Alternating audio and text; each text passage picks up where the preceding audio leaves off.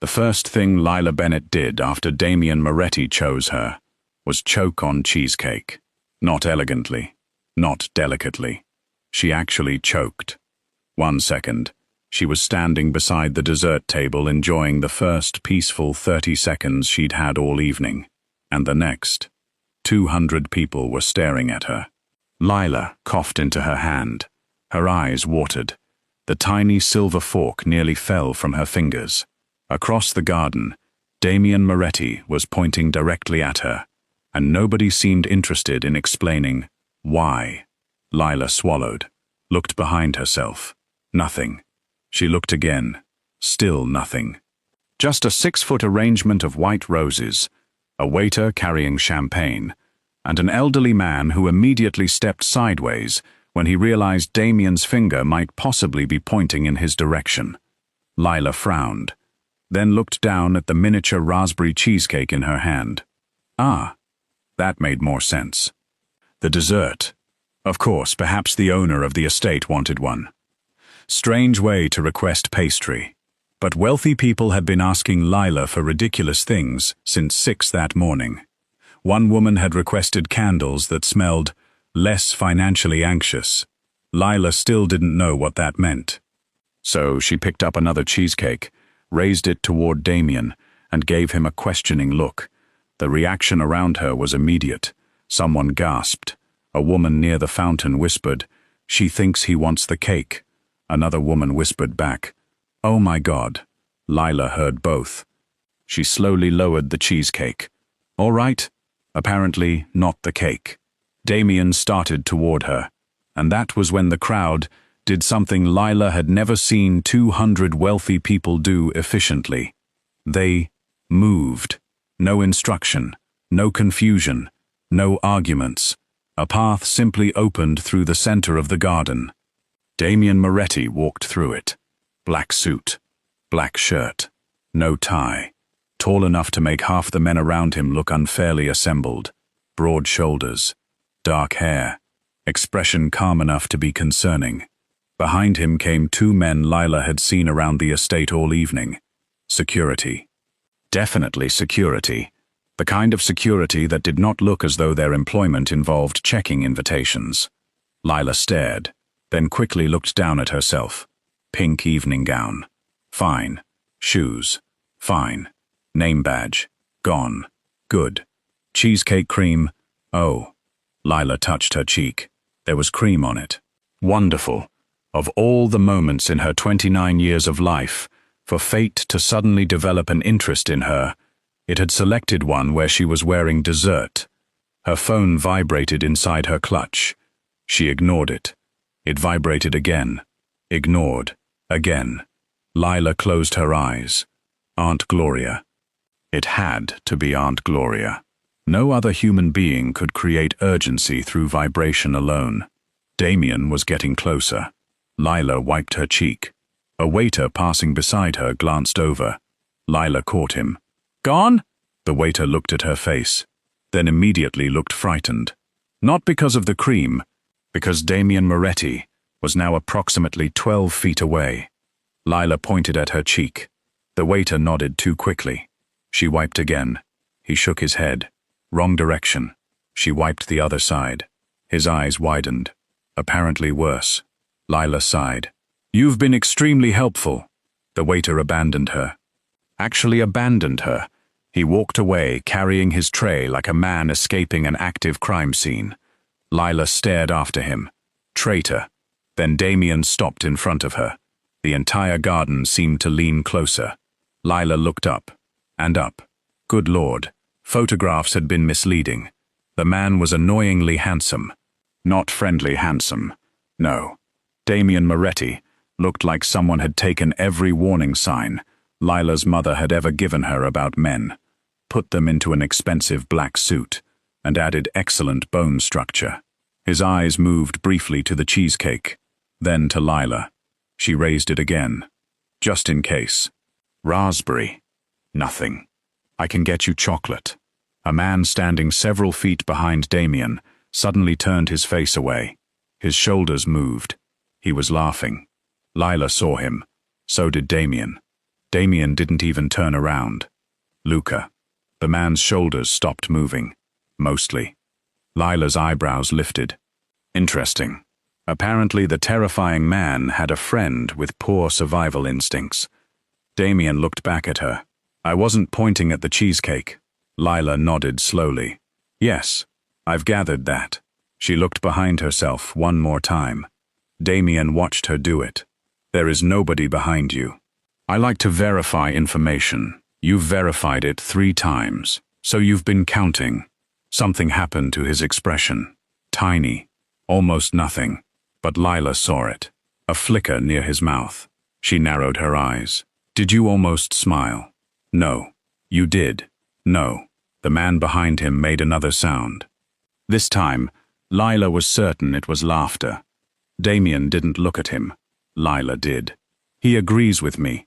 He doesn't. Your friend seems very expressive for someone you're answering for. That was when the man finally stepped closer. He was handsome too, though differently. Less terrifying. More entertained. Luca Romano. Lila nodded. Lila Bennett. I know. That was slightly concerning. Before she could ask why, Damien extended his hand. Lila stared at it, then at him, then at the 100-and-something people who had apparently decided the Moretti Charity Gala was no longer about charity. Every phone in the immediate vicinity seemed pointed toward them. Lila's phone vibrated again. She finally pulled it out. 23 unread messages. Lila's heart sank. The latest was from Aunt Gloria. Lila. Then another appeared. Why is Damien Moretti standing in front of you?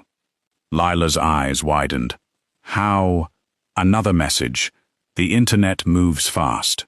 Don't question miracles. Another. Smile. Another. Not like that. Lila slowly looked around. Somebody was already live streaming. Of course. She looked back at Damien. He was still holding out his hand. Lila slipped her phone away. Then placed her hand in his. His fingers closed around hers. Warm. Steady. Dangerously comfortable. She disliked that immediately. Then Damien said, I'd like you to spend the evening with me. Silence. Lila blinked. Behind her, something shattered. A glass. Nobody moved to clean it.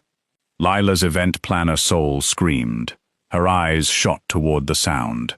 A waiter immediately crouched to collect the pieces. Fine. She looked back at Damien. Spend the evening with you. Yes. You mean, socially? Yes. That seemed important to establish. You're aware I'm working? Yes. Because if this is a complaint about the centerpieces, I have a florist I can sacrifice. That did it. Luca laughed. Out loud. Several guests stared at him as if he'd just slapped the Pope. Damien looked at Luca. Luca straightened. Apologies. He wasn't sorry. Lila could tell. Damien returned his attention to her. I know you're working. Good. A pause. Then I'm confused. I know. That answer irritated her more than it should have. Before Lila could respond, a woman in a silver gown appeared beside them. Damien! Her voice changed when she saw Lila. Oh. Lila knew that woman. Very well. Claudia Whitmore. An hour earlier, Claudia had called Lila across half the garden because her chair was allegedly too close to the hydrangeas. Lila had moved the chair 6 inches. Claudia had inspected the result and said, much better. Now Claudia's smile was enormous. She turned to Lila. I don't think we've met. Lila stared at her. Oh, this was going to be good. She looked at Claudia, then toward the hydrangeas, then back at Claudia. No? Claudia shook her head brightly. I would remember. Lila nearly laughed. Of course she would. She had remembered Lila perfectly well when ordering her to move furniture. Apparently Damien Moretti standing beside her had altered Claudia's memory. Lila smiled sweetly. Lila Bennett. Claudia Whitmore. Yes, I know. Claudia paused. Only a second. Damien noticed. So did Luca. Lila continued pleasantly. Table 6. Hydrangeas. Claudia's face changed. Barely. It was glorious. Oh, Lila smiled wider. Yes. Damien turned his head. Not enough to laugh. Just enough for Lila to know he was enjoying this. Claudia recovered quickly. Well, you look lovely. Thank you. And how do you know Damien? There it was. Lila looked at Damien. Damien looked at her. Technically, they had known each other for approximately 90 seconds. She considered telling Claudia exactly that. Before she could, Damien's hand moved. Quietly. Naturally. It settled at the small of Lila's back. Lila stopped thinking. Completely. Not because he'd grabbed her. He hadn't. The touch was light. Almost polite. But it was so effortless that her body reacted before her common sense had time to file an objection. Damien looked at Claudia. I noticed her. 4 words. That was all. Claudia's eyes widened. Lila's did too. What did that mean? Apparently half the garden had the same question. Because whispers began multiplying around them. Damien Moretti had noticed her. Lila Bennett, the event planner. The woman who had spent most of the evening carrying schedules and quietly telling millionaires they couldn't smoke beside silk drapes. Within 30 seconds, everything changed. People began approaching. Not one, not two, everybody. Suddenly Lila was fascinating. A businessman who had walked directly past her 3 times that afternoon now came over smiling, as if they were cousins. A woman who had complained that Lila's earrings were too casual for the atmosphere suddenly wanted to know where she'd bought them. Another guest praised the party. You've done an extraordinary job. Lila stared. The same man had blamed her 20 minutes earlier because it was humid. Apparently Damien's hand had transformed her into a meteorologist with social value. Lila looked at him. Thank you. You really have an eye for these things. I did this afternoon too. The man froze. Luca looked down. His mouth twitched. Damien's hand remained against Lila's back. Warm. Still. The realization hit her then. Not romance. Something stranger. These people had not changed because Lila had changed. They had changed because Damien had chosen her. An hour ago, she had been staff. Now, she was someone standing beside Damien Moretti. And suddenly everybody wanted her to remember them kindly. Lila looked slowly around the garden. Interesting. Very interesting. A woman who had spent 10 minutes criticizing the tablecloths now waved at her. Lila waved back. Another man lifted his champagne glass. Lila smiled. She was starting to enjoy this far too much. Then she saw Sebastian Moretti, and the fun stopped. He stood on the far side of the garden. White dinner jacket, champagne glass, easy smile. Damien's cousin had been charming everyone all night. Lila knew, because Sebastian was one of those guests event planners remembered for good reasons. He said thank you. He learned staff names. He didn't create emergencies simply because he could afford them. But he wasn't smiling now. Not for 1 second. The instant Damien touched Lila's back, Sebastian's expression changed. His hand tightened around his glass. His eyes moved from Damien to Lila, then toward the house. He looked worried. No. Lila frowned. Not worried. Alarmed. Then Sebastian noticed her watching. The smile returned. Instantly. Smooth. Perfect. Too perfect. Lila felt something crawl quietly along the back of her neck. Damien's voice came beside her. Don't look at him again. Lila kept smiling. Her eyes remained on the woman in front of her. You saw that? Yes. So did I. I know. Well, that was interesting. Lila accepted a champagne glass from a waiter. Didn't drink. Mostly because she was still trying to understand why Damien Moretti had suddenly turned her work shift into an international incident. Another guest approached. Then another.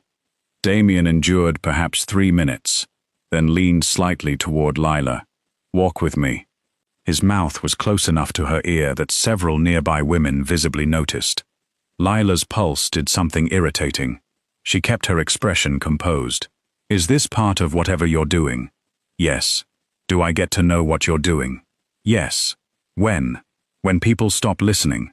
Lila glanced at the guests, pretending not to listen. One woman immediately looked away. Lila almost laughed. That's going to take a while. Damien held out his hand. Again. And because Lila's curiosity had apparently decided to ruin her peaceful life, she took it. They started across the garden. The crowd watched. Every single person. Lila felt their eyes moving with them. Then something catastrophic happened near the terrace. A young server turned too quickly. His elbow caught the base of a champagne tower. The bottom glass shifted. Lila saw it. Her entire body reacted. Oh no! She dropped Damien's hand. Damien stopped. Lila was already moving. She reached the table just as the first two glasses began sliding. One hand caught the base. Another server grabbed the side. Lila barked two quick instructions. A tray disappeared beneath the tower. 3 glasses fell. Only 3. One broke. The rest survived. Lila exhaled. The young server looked terrified. I'm sorry, Miss Bennett. Don't apologize. Reset the bottom row. And please stop using the narrow table. I asked for the wide one. Yes, ma'am. Lila straightened. Then remembered Damien Moretti was standing behind her. Watching, along with half the party. She smoothed her dress. What? Damien looked at the rescued champagne tower. Then at her.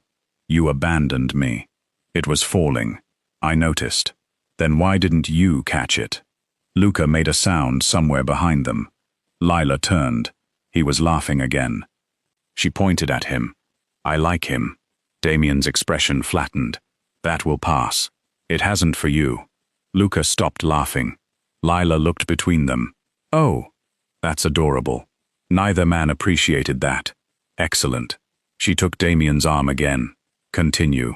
Damien glanced at her hand on his sleeve. You're giving orders now? I've been giving orders since 6 this morning. You're simply new. That almost smile appeared again. Only this time, Lila didn't tease him about it. Because Sebastian was gone. She noticed immediately. The place near the fountain was empty. Damien noticed too. And this time, his expression changed. They walked faster. Not enough for anyone to notice. Just enough that Lila did. He led her through the French doors, past the ballroom, down a quieter corridor. Guests could still see them through the glass, so Damien remained close. His hand returned to her waist. Lila pretended not to notice how easily he did it. Then they turned the corner, out of sight. Damien released her, instantly. The warmth disappeared from her back. Lila hated that she noticed that too. He opened a small library door. She walked inside. Damien followed.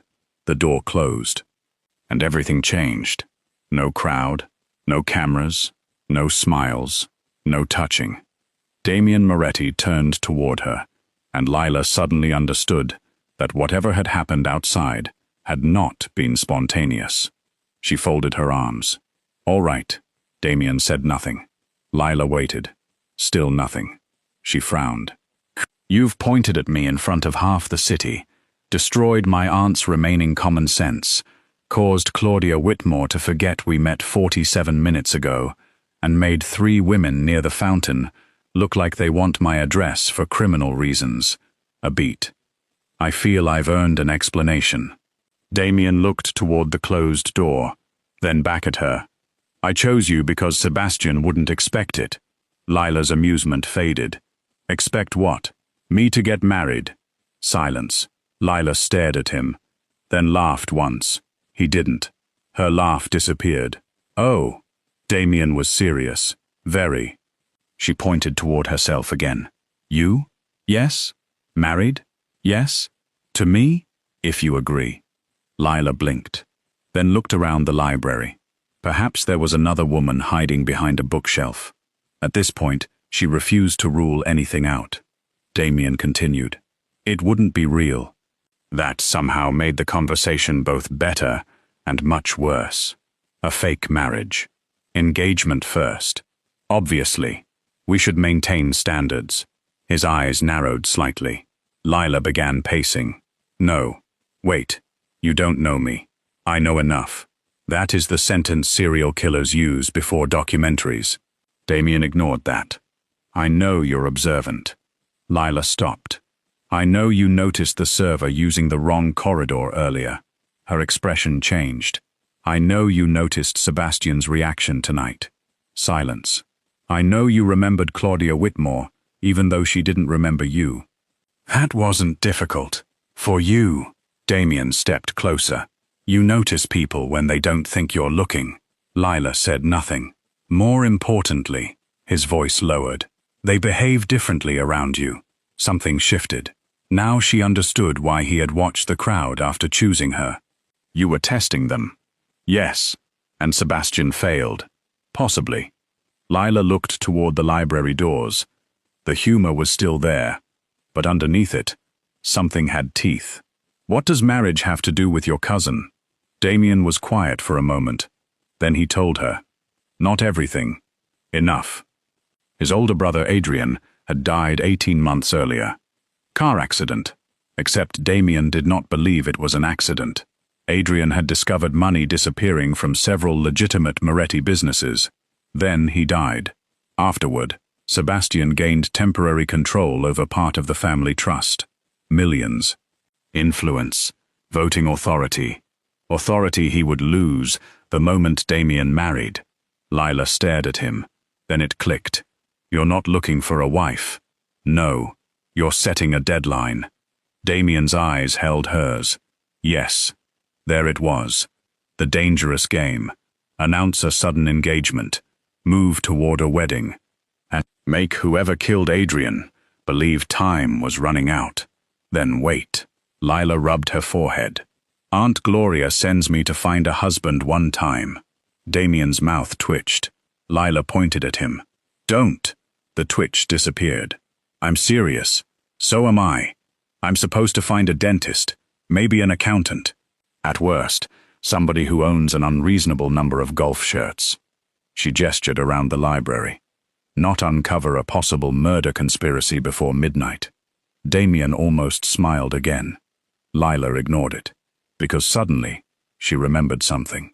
The thought arrived so quickly she stopped moving. Damien noticed. What? Lila looked at him. Adrian's last charity dinner. His expression changed. I worked it. I know. No. She shook her head. I mean, I remember something. Damien went completely still. Lila's mind raced backward. 18 months. A ballroom. Gold tablecloths. Late dessert service. A delayed speech. Adrian Moretti, walking through the side doors. Angry. And another man following him. Lila looked straight at Damien. Sebastian left with your brother. Nothing moved. Not Damien. Not the room. Lila continued more slowly. It was late, after the foundation speech. When? Maybe 10:50. How do you know? We were 11 minutes behind dessert. Of course, that was how she knew. Lila remembered events in schedules. Damien took one step closer. What happened? They went through the east doors. Together. Sebastian followed him. And then, Lila's eyes narrowed as the memory sharpened. Sebastian came back. Damien's jaw tightened. Adrian? No. A beat. He was alone. Silence. A long one. Damien looked away for perhaps half a second. That was the first time Lila saw something genuinely human break through his control. Not anger. Pain. Then it vanished. How long between them leaving and Sebastian returning? 15 minutes. Maybe 20. You told investigators? Lila stared at him. Nobody interviewed me. That landed. Hard. Damien looked at her. Lila shrugged slightly. I was an assistant planner. Not family. Not security. Not important. Just the woman standing in the room. Watching. Damien had spent 18 months hunting for answers, and apparently one had been standing behind a seating chart the entire time. Lila looked toward the door, then at him. Well, Damien waited.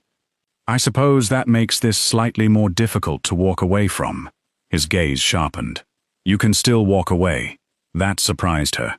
No consequences. He continued calmly. No effect on your job. No pressure. I'll tell everyone outside I misunderstood your interest. Lila studied him. There was something unexpectedly decent in that. He had thrown her into public chaos, but privately, he was giving her an exit. Then her phone began vibrating again. Once, twice, 3 times. Lila looked down. Aunt Gloria. She opened the newest message. I have called your mother. Lila's eyes widened. Another arrived. She says don't panic. Then, I say panic productively. Then, is he Catholic? Lila stared at the screen. Damien waited. She slowly looked up. You said I can walk away? Yes. Lila glanced at the messages, then toward the door, then remembered Sebastian's face. Fear. Adrian walking out of that old ballroom, Sebastian returning alone, and Damien watching her as though he genuinely wanted her answer, not obedience. Lila exhaled. I'll help you. Damien didn't react immediately, but there it was. His eyes narrowed. Lila held up a finger. I am not agreeing to marry you tonight. I didn't ask you to. You pointed at me across a garden. Your communication style is unpredictable. Damien accepted that. Barely. I'll pretend you chose me. For now. For now. And tomorrow, Lila considered. Tomorrow you explain everything. Agreed. And I still run this event. Yes. No disappearing in the middle of dinner because Mafia business suddenly becomes dramatic. His expression changed. I can't guarantee that. Then, schedule your criminal emergencies around dessert. Damien stared at her. Lila stared back. A second passed. 2. Then, he laughed. Not much. One low, surprised sound. Gone almost immediately. Lila's eyebrows rose. Well, that was interesting. Before she could comment, somebody knocked. Damien opened the door. Luca stood outside. For once, he wasn't smiling. Sebastian just left the estate. Damien's expression hardened instantly. Lila felt the atmosphere change. Why? Luca looked toward her. Then Damien. He received a call. From? We don't know. A pause. But he left less than 4 minutes after you chose her. Silence. Lila looked at Damien. Damien looked at her. There it was. Proof of nothing. And yet, far too interesting to ignore. Luca glanced between them. So, Damien's eyes stayed on Lila. Lila sighed, then handed Luca her half-eaten cheesecake. He looked down at it, then at her. What am I supposed to do with this? Hold it. Why? Because apparently I'm getting engaged. Luca's face went blank. Damien actually closed his eyes. Just briefly. Lila walked past both men, then stopped in the doorway, turned. And somebody needs to tell my aunt before she orders a cathedral. She left. Luca remained frozen with cheesecake in his hand. Damien stared after her, and for the first time since Adrian Moretti died. Something had happened that Damien had not planned. He had chosen Lila Bennett because she was useful, because people underestimated her, because Sebastian wouldn't expect her, because a woman everyone treated like background might notice what powerful men missed. That was the plan. Simple, calculated, temporary. What Damien did not know was that Lila Bennett was about to turn his 5-week investigation into the most entertaining disaster of his life, because by tomorrow morning, half the city would believe she was the future Mrs. Moretti. Her aunt would be planning a wedding that didn't exist. Women who had ignored her would suddenly want to become her best friend. Men who had dismissed her would begin trying to impress her. And every person who came close would give Lila another chance to watch. Another clue, another lie, another secret. Somewhere inside the Moretti family, a murderer was about to panic. But that wasn't the only problem, because Damien Moretti had just selected a beautiful plus-size event planner to pretend she belonged at his side, and neither of them yet understood how dangerously convincing they were going to become. The game had officially begun. By 8:30 the following morning, Lila Bennett had learned 3 important things. First, the internet could turn 2 seconds of eye contact into an engagement announcement before breakfast. Second, wealthy people apparently woke very early when gossip was involved. And third, Aunt Gloria had absolutely no respect for the concept of reasonable visiting hours. Lila discovered the third one when somebody began pounding on the door of her hotel suite at 8:32. Not knocking, pounding. Lila opened one eye. The pounding continued. She buried her face beneath the pillow. Maybe if she remained still, whoever was outside would assume she had died. Unfortunately, Aunt Gloria had always considered death a poor excuse for avoiding family. Lila Bennett. There it was. Lila groaned. She had returned to her room after 2 in the morning. Damien's charity weekend technically continued for another 3 days. She still had vendor meetings, breakfast service, a luncheon, 2 cocktail receptions, 1 charity auction, and apparently a fake relationship with a suspected Mafia boss that she had somehow agreed to before midnight. Her life had become structurally unsound. "Lila!" She dragged herself from bed, opened the door, and immediately regretted it. Aunt Gloria stood in the hallway, wearing sunglasses, carrying 2 shopping bags, 1 garment bag, and what appeared to be a binder thick enough to contain national secrets. Lila stared. Gloria removed her sunglasses. Her eyes were shining. "Where is he?" Lila blinked. "Good morning to you too. Where is Damien?" "Hopefully somewhere with stronger security." Gloria pushed past her. Lila closed the door slowly. This was her fault. Somewhere in the sequence of decisions that had led to this morning, she had personally made at least 1 wrong turn. Possibly 12. Gloria dropped the binder on the table. It landed with a thud. Lila looked at it, then at her aunt. "No, you don't even know what it is. I know you." Gloria opened the binder. Sections.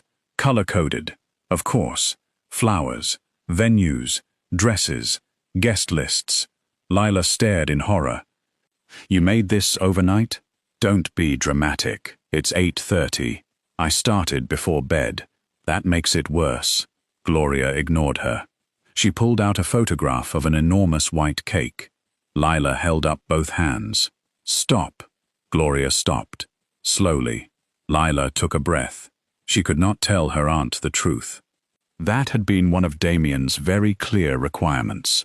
Nobody outside a tiny circle could know the courtship was part of an investigation. The more genuine everyone believed it, the more useful Sebastian's reactions became.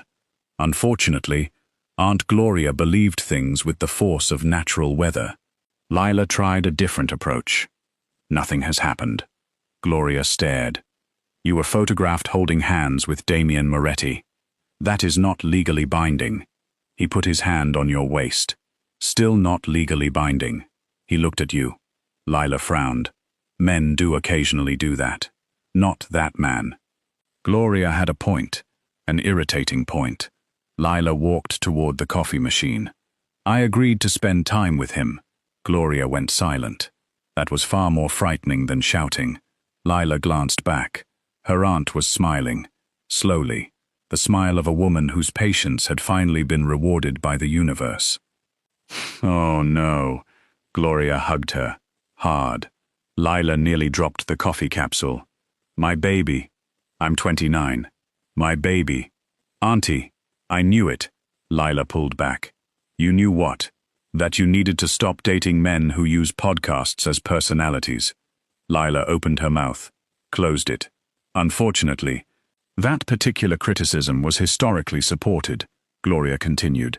"I told your mother years ago, Lila does not need a normal man." "What an encouraging thing to hear. She needs someone strong." Lila stared. "Your definition of strong has escalated dramatically since yesterday." Gloria lowered her voice. "Is he really?" She didn't finish. She didn't need to. Lila knew what she meant. The Moretti name came with whispers. Damien's legitimate businesses were public. The rest depended on who was speaking and whether anyone nearby had a recording device. Lila poured coffee. He owns the resort. That was not what I asked. Then ask safer questions. Gloria looked briefly impressed, then immediately returned to marriage.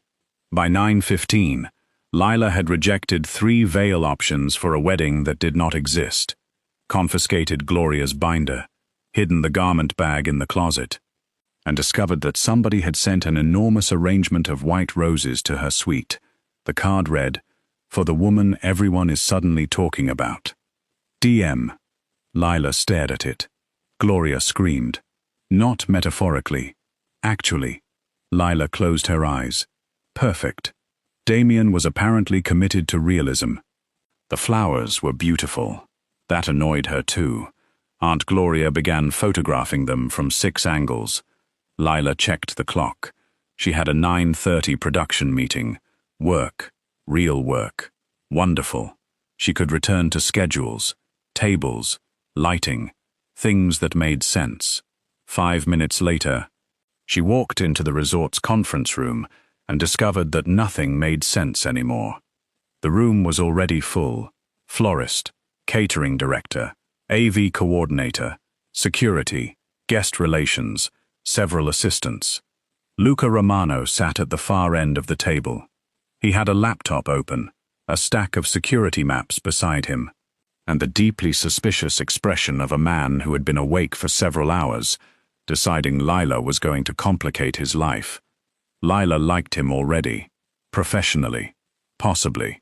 Then the conversation stopped. Everybody looked at her. Yesterday morning, Lila had walked into production meetings and nobody stopped talking. Today, the florist stood. Lila stopped. "Why are you standing?" The florist sat back down immediately. "Sorry." Lila stared. "Interesting." The catering director smiled too brightly. "Morning, Lila." He had never called her Lila. Not once. For 6 months, she had been Ms. Bennett. Usually when something had gone wrong. Now she was Lila. How intimate. She sat. The room remained strangely careful. Lila opened her folder. "All right. We have the foundation luncheon at 1. Outdoor cocktails move inside if wind exceeds 20 miles per hour. Please confirm the terrace lighting was reset after last night's service." Silence. She looked up. Did everyone forget how meetings work? The AV coordinator cleared his throat. "No." "Wonderful." She looked toward catering. "Dessert count?" 420. "Good. Dietary alternatives?" "Completed." "Flowers." The florist immediately slid photographs toward her. "I brought 3 additional centerpiece options in case you prefer something more romantic." Lila stared at the photographs, then at him. "For the charity luncheon." He hesitated. "Yes? No." She slid them back. "People are donating to children's hospitals. They don't need roses shaped like emotional commitment." Luca's eyes flicked up from his laptop. The florist withdrew the photographs. Lila continued. For 10 minutes, the meeting almost felt normal. Then the guest relations manager cleared her throat. Mrs. Whitmore requested that Miss Bennett personally approve her table. Lila paused. Of course she had. Claudia Whitmore, hydrangeas, short-term memory loss. Wonderful. Why? She said Miss Bennett understands her preferences. Lila leaned back slowly. Yesterday, Mrs. Whitmore had addressed Lila as though staff were an unfortunate invention. Today, Lila apparently possessed unique insight into Claudia's soul. Luca was watching. Lila could feel it. "Tell Mrs. Whitmore that the table assignment is unchanged." The manager nodded. "And she asked whether you might join her for tea tomorrow." That did it. Lila looked at Luca. He looked back. No smile. Serious man. No assistance there. "Tell her I'm working." The meeting continued. A second request arrived. Then another. A senator's wife suddenly wanted Lila's opinion on a charity board. A hotel investor invited her to dinner. A woman who had complained that Lila's shoes were too practical for the ambiance now wanted the name of her stylist. Lila did not, when tame, have a stylist. She had an online shopping cart and anxiety. By the end of the meeting, she had been invited to 2 private lunches, 1 yacht, a gallery opening, and something called a philanthropic brunch circle that sounded suspiciously like rich people eating eggs while congratulating one another. Lila closed her folder. Well, nobody moved. She looked around. Meeting over. Everybody began leaving, too politely. Lila waited until the room emptied, except Luca. He remained seated, naturally. She gathered her papers. You can say it. Luca looked up. Say what? That this is ridiculous. I was going to say predictable. Lila paused. Oh, he closed the laptop. People want proximity to Damien. I'm aware. Yesterday you were an employee. I remain an employee. To them, Luca glanced toward the door. No, there was no cruelty in it. Just observation. Lila sat again. Interesting. She liked that too. They think I'm access. Yes. And you think they'll use me? Yes. Very optimistic office culture. Luca ignored that. You need to remember why Damien chose you.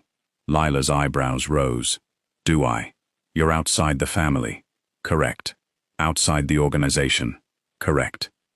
Sebastian doesn't know how much Damien has told you. Neither do I, technically. Luca considered that. Fair. Then he pushed one of the security maps toward her. Lila looked down. It was the garden layout. Exits. Cameras. Routes. Guard placements. Her professional brain immediately spotted 3 things she disliked. She tapped one corridor. This blocks banquet service. Luca stared. We're discussing security, and I'm discussing 400 plates of food. Security takes priority. Not when your guard forces servers through the ballroom while guests are seated. They can use the North Corridor. The North Corridor is carpeted. So 40 servers carrying hot plates down thick carpet in evening shoes is how you create an orthopedic emergency. Luca looked at her. Lila looked back. There it was, the first professional battle. Luca slid the map toward himself. Security stays. Lila took it back. Move 2 men 6 feet. They need line of sight. They will still have line of sight. No. Yes. No. Lila pulled out a pencil. Moved 2 marks. There. Luca stared. She tapped the drawing. They can see both entrances. Service can pass behind them. Nobody walks through soup. Silence. He studied it. Longer. Then, I'll consider it. Lila smiled. That means I'm right. It means I'll consider it. Excellent. We're communicating. She stood. Luca watched her collect her papers, then said quietly. Lila stopped. About, you notice what moves. That wiped away some of her amusement. Only some. She looked at him. Careful. One compliment, and people may think we're friends. We're not. Good. I have enough problems. She left. At noon, her newest problem walked into the ballroom. Damien Moretti. And Lila immediately understood why half the city had lost its mind. He had dressed less formally today, which meant black trousers, white shirt, dark jacket. Apparently rebellion existed. He moved through the room with the same quiet authority as the night before. Workers glanced up. Managers straightened. Lila did not. She was standing on a small riser, arguing with the lighting team about an overhead spotlight that made table 18 look like an interrogation room. Damien stopped nearby, waited. Lila noticed him, after perhaps 30 seconds. You're early. For what? She frowned. I don't know. Whatever mysterious thing Mafia bosses do at noon. One of the lighting technicians suddenly became extremely interested in a cable. Damien's eyes moved toward him. Lila followed. Don't frighten the crew. I didn't say anything. Exactly. Damien looked back at her. She stepped down from the riser. Why are you here? To have lunch with you. Lila blinked. What? You agreed to play along. Yes. This is playing along. You scheduled nothing. I sent flowers. That is not a calendar invitation. Damien's gaze flicked toward the folder in her hand. Everything requires scheduling with you? Only things that occupy time. Lunch occupies time. Correct.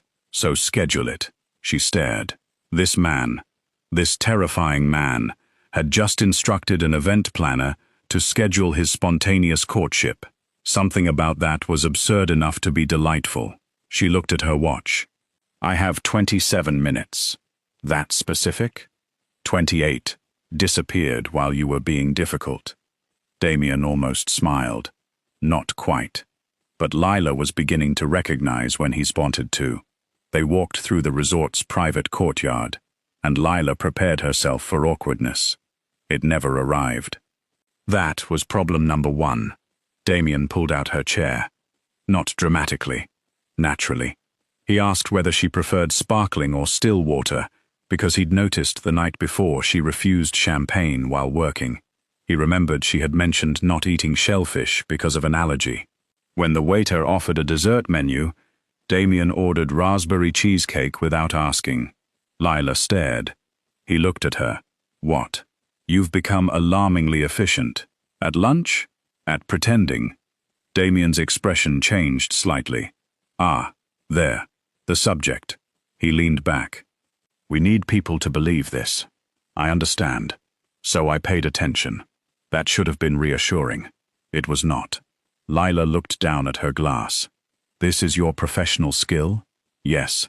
Making women think you're romantically interested? No. Convincing people of things? Much better. Slightly. Their lunch lasted 27 minutes. Exactly. And in those 27 minutes, Damien said surprisingly little about the investigation. Instead, he asked about her work, how she'd started, why events, which part she liked. Lila told him the truth. She liked the moment before a ballroom opened. The room completely ready. Candles lit. Tables perfect. Music waiting. Everything held in suspension for perhaps 30 seconds before people entered and began ruining it. Damien actually laughed at that, briefly. Lila noticed, but she did not mention it. Different story, different rhythm. She simply enjoyed winning. Then Damien asked, "Why did your aunt send you to find a husband?" Lila groaned. "Because she believes my profession gives me unfair access to wealthy men, and I have somehow failed to exploit the opportunity." Damien considered this. "Have you? Have I what?" "Failed." She stared. That sounded dangerously like flirting. It was a question. It was wearing a question's coat. Damien's eyes warmed, and again, Lila found herself annoyed by how natural this felt. This was supposed to be strategy. Instead, she was enjoying lunch. That was dangerous. Thankfully, the investigation returned before she could examine the problem. Damien placed a photograph on the table. "Sebastian, you told him a story last night." Lila froze. "What story?" "That I noticed you, after you rescued a peacock from the fountain." She looked at him. "Ah, there is no peacock." I panicked. "You invented wildlife." He asked how we met. "You could have said last night." "That's not romantic. We're pretending." "Exactly." Damien stared. Lila became defensive. "It needed texture." "Texture?" "Yes. There is now a rumor circulating that I own peacocks." She bit the inside of her cheek. Damien continued. "My house manager received a call this morning, asking whether they are available for photographs." Lila looked down, shoulders shaking. Damien watched. Finally, she laughed. Hard. Not elegant. Not quiet. Actual laughter. The waiter glanced over. Lila covered her mouth. "Oh no." Damien remained perfectly serious. "That made it worse. He called your house." "Yes." "For the peacocks." "Yes." "There are none." "I know." Lila wiped one eye. "I'll fix it." "How?" she thought. "Tell people they are private." Damien stared at her. Lila began laughing again. And that was the first time Damien Moretti realized Lila did not need to make him ridiculous for a situation to become funny. Sometimes, all she needed was one badly chosen lie and the rich people's commitment to believing nonsense. By that afternoon, the non-existent Moretti peacocks had become social fact. One guest claimed to have seen them years ago. Another remembered they were beautiful. Lila discovered someone had posted an old photograph of a random peacock at a completely different estate and tagged the Moretti resort. She showed Damien. He looked at the screen, then her. "This is your fault." "Yes. Fix it." "No." His eyebrows rose. "Why?" "Because Sebastian believes the story." Damien stopped. Lila's humor faded into intrigue. She turned the phone around. Sebastian had commented publicly beneath the photograph. Always knew Damien was secretly sentimental. Lila tapped it. "He's accepting our fake history." "Meaning?"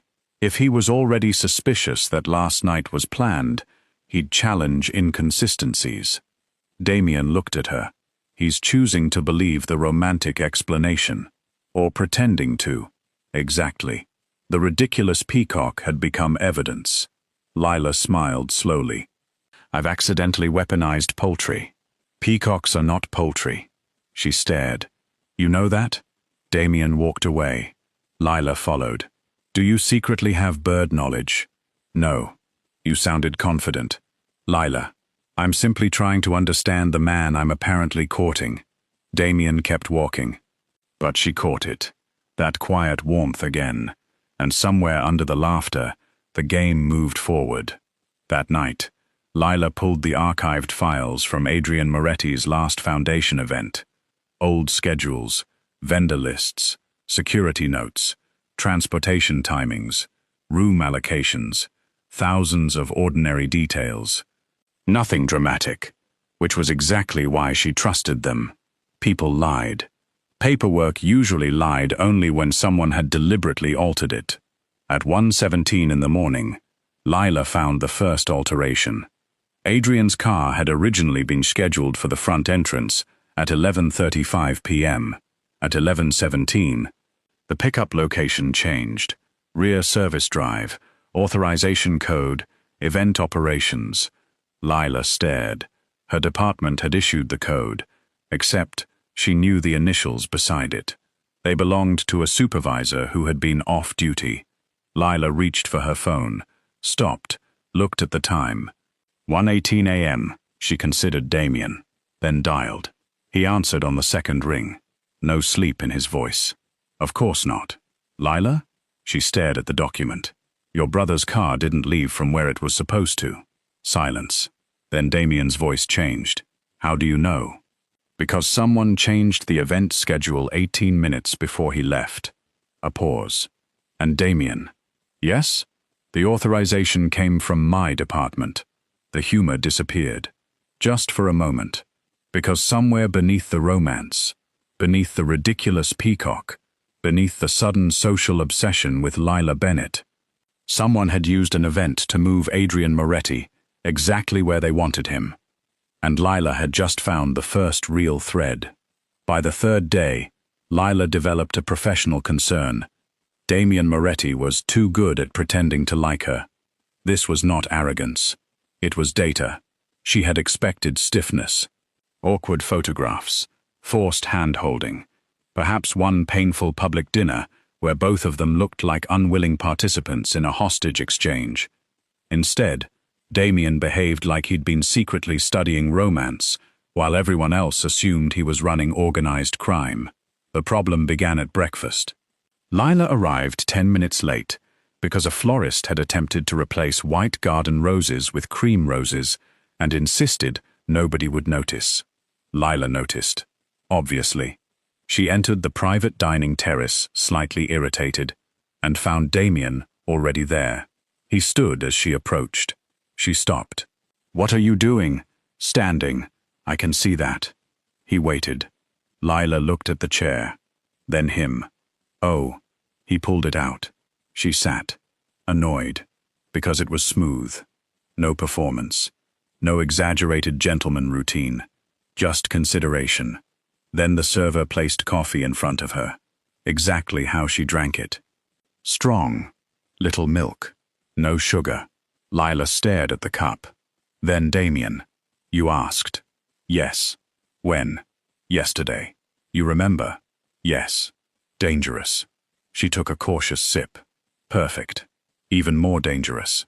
A plate arrived. Eggs, toast, fresh fruit. No mushrooms. Lila looked again. I don't like mushrooms. I know. I never told you that. You moved them to the edge of your plate yesterday. Lila set down her fork. All right. Damien glanced up. What? This is becoming suspicious. What is? You. He waited. Lila leaned forward. You are much too competent at fake romance. Damien looked genuinely confused by the accusation. You prefer incompetence? I was prepared for incompetence. Why? She gestured at him. Because you look like this. What does that mean? It means nobody sees you and thinks, emotionally intuitive brunch companion. Damien's mouth moved. Not a smile. The possibility. He continued eating. Lila narrowed her eyes. Have you done this before? No. Fake engagement? No. Real engagement? No. Secret long-term girlfriend nobody knows about? No. Intensive romantic training? Damien looked at her. Is that a real thing? I sincerely hope not. He went back to breakfast. Lila watched him. Damien finally said, You told me this has to be convincing. Yes. So I'm making it convincing. There. Logical. Cold. Strategic. Excellent. Lila relaxed. Then Damien reached across, removed a tiny piece of thread from her sleeve, and continued his sentence, as though nothing had happened. Lila stopped relaxing. This man was a menace. The official engagement announcement happened that afternoon. Not marriage. Not yet. But enough. Damien Moretti and Lila Bennett were formally courting with serious intentions. The language had been crafted by Moretti Public Relations. Aunt Gloria called it cowardly. She wanted the word marriage somewhere. Lila reminded her she was not involved in the press department. Gloria said this was exactly the kind of poor delegation that destroyed families. By evening, photographs of Lila and Damien were everywhere. The most popular image was not glamorous. It showed Lila walking quickly through the resort lobby while reading a production schedule, and Damien beside her, holding the coffee she had forgotten on a table. Nobody knew he'd picked it up because she had nearly abandoned it beside a floral delivery. The internet decided the gesture meant devotion. A headline appeared. The cold Moretti softens for mystery event planner Lila showed him. Damien read it, then handed the phone back. No, she laughed. Excellent response. I didn't soften. You carried my coffee. You forgot it. Romance. Basic object retrieval. Tell the internet. The internet did not care. Neither did Aunt Gloria. By the fourth day, she had started a private family group chat called Operation Wedding. Lila left. Gloria added her back. Lila muted it. Her mother called. Lila considered changing countries. Meanwhile, the investigation deepened. The altered transportation schedule from Adrian's final gala had not been random. Lila traced the authorization. The code belonged to event supervisor Marissa Cole. Marissa had been homesick, but somebody had logged into the system using her credentials from a hospitality office on the resort's second floor. Damien's investigators had checked security records after Adrian died. The camera outside that office had gone offline for 22 minutes, exactly during the change. Too neat, too prepared. Damien assumed Sebastian. Lila wasn't ready. He's obvious. They were sitting in Damien's private office late at night. Lila had covered one side of the table with old event paperwork. Damien's side remained immaculately organized. Her side looked like a paper storm. That doesn't mean innocent, he said. No. But look. She moved 3 documents. Sebastian had attended the gala. He had access. He had motive. He had argued with Adrian. He had disappeared with Adrian before the car left. Everything pointed toward him, which bothered Lila. Why? Damien looked at her. Because real events are messier. He waited. Someone planned this beautifully. She tapped the documents. Login credentials stolen. Camera disabled. Vehicle rerouted. Staff manager told the valet he was mistaken. Every mistake corrected before anybody noticed. Sebastian is capable. Probably. She sat back. But Sebastian is also the kind of man who ordered a live jazz quartet for his birthday last year and forgot to tell the venue. Damien stared. Lila shrugged. I planned it. That actually made him pause. You think he's too disorganized to commit murder? No, she pointed. I think whoever did this understands hospitality systems. That mattered. Damien leaned closer. Lila could smell his cologne. Clean. Dark. Distracting. She shifted 1 inch away. Professional. He noticed. Said nothing. Good. Who had that access? More people than you think. Board members. Foundation directors. Senior resort management. Family executives. Long-term advisors. Damien's uncle Matteo. Sebastian. Several others. The mystery widened. Which was good for suspense, bad for sleep. Excellent for Lila's increasingly questionable attraction to a man who kept appearing beside her at midnight with coffee. And then, the engagement dinner arrived. Official, public, elegant, Moretti family, business partners, close associates, Aunt Gloria, which meant Damien was entering the most dangerous room of the week. Lila tried to warn him. He thought she meant Matteo. She did not.